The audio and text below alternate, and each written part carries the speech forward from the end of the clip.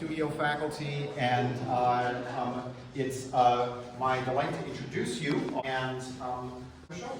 Yes, absolutely. Thank you everyone for coming. I'd really like to thank the gallery team. They helped so much. Without them, I don't know if I would have been able to pull this off. My professors, my classmates, my family, and my friends, they are everything to me.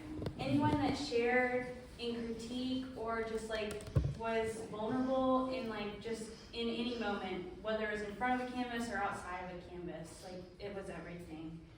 And the original tour that sold me on Davidson was excellent. I loved it. I had to do it.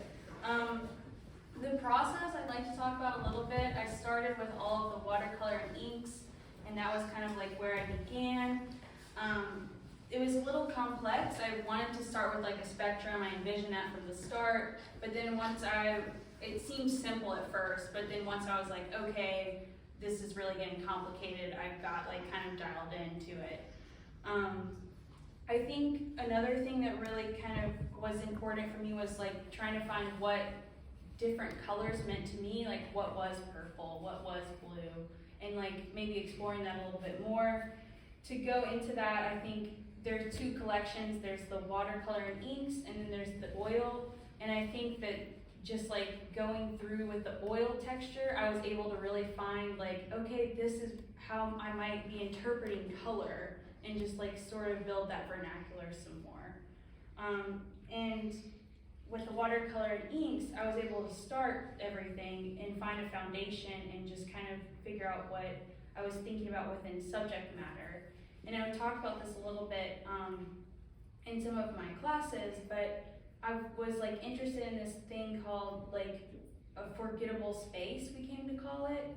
And I think that was really important for me in terms of like thinking about those small spaces that one might not like think about at first, like a laundry room, and just kind of how it might be important later on, and how those like small things just kind of matter.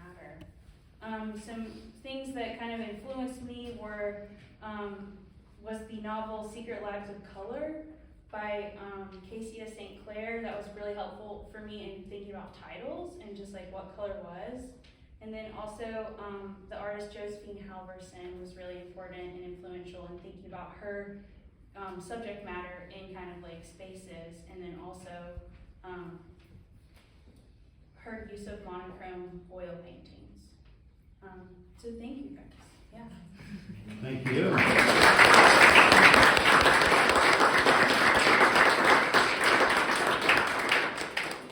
Are you interested to take some questions? If there are any, yes. Well, I'll start off. Can you tell us a little bit about the texture? How texture fits into the picture? Yes, absolutely. I was really excited in talking with one of the artists that was here last semester about cold wax medium, and that kind of progressed me into like, what can I do with different like textures and like mediums?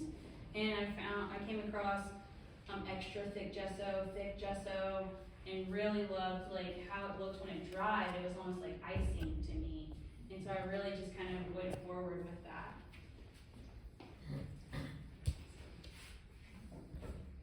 Yeah. Did you paint over the top of the gesso? Is that? I did, with Okay. oil paint. Okay, Yeah. great.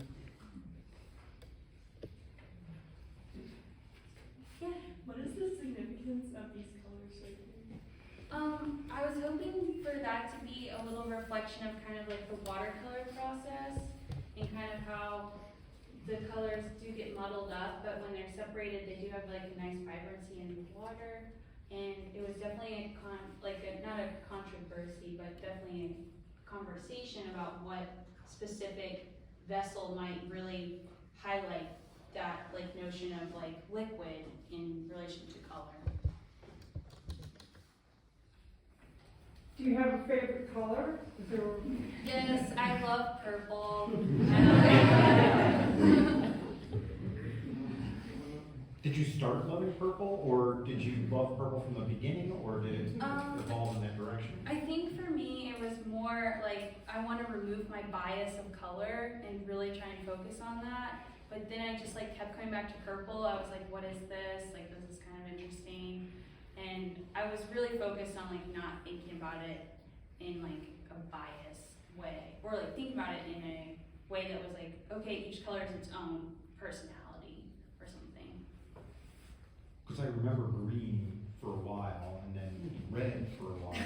Right. And yellow was really frustrating. Yes. So do you have a least favorite color? I think I have a really love-hate relationship with orange. I painted my room orange when I was younger, and it was this specific orange, and I was just kind of like, what am I doing with this color again? So I thought it was pretty interesting. Yeah, Could you expand on the representational figures in your watercolor pieces? absolutely. So those were the big forgettable spaces that I was talking about. It was kind of difficult for me to figure out where to start, so I was like, if I can just paint anything, why not paint these like small spaces that I've been photographing for some reason? So that was kind of where I started. Specifically in red. Do you prefer one over the other, creating with the paintings, the oils, the texture, or the watercolor? I think for me, it was really hard to like find a favorite medium, and I think that was really what I was working on this whole time, was exploring different mediums, because I knew that I'd been kind of all over the place, and I wanted to try and find like a certain amount of time in each medium. Thank you. Yes? Which piece had sort of create this journey in terms of change in conceptualization, in like realization? Like which piece represents like a journey? No, it's like which piece, I guess, changed the most from your initial idea of it to The orange oil painting, Mango, I think for me was really like, at first I was kind of like, I want to use the different like hue, like the different light and darkness of orange, and then I realized that it wasn't going to match everything else, and it wasn't kind of appearing the same way I was intending it to, and so that was the last one I completed actually, because it was so frustrating, but I initially started with it out of all the oil paintings. I forgot about that. Yeah. Did you do sketches before the paintings? I didn't really work a lot with sketching this time around, but I definitely sketched out the gallery meticulously, because I was really interested in how that was going to play out.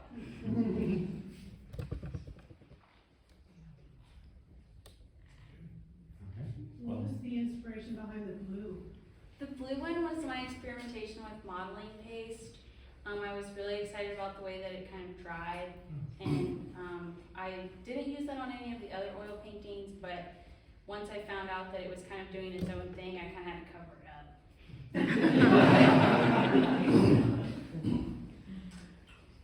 Okay, well, if there are other questions, I'm sure you'd be happy to answer individually. And thanks everyone for joining us today.